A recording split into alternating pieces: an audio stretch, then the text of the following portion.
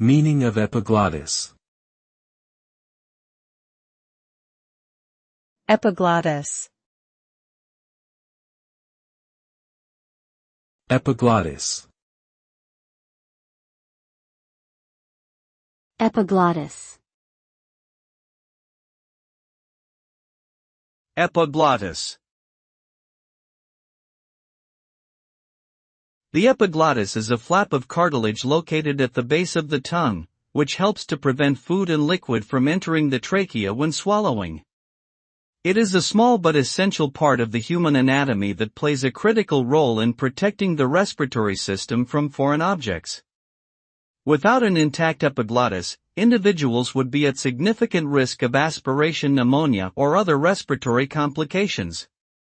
Therefore, it is crucial to maintain a healthy and functional epiglottis for proper breathing and digestion.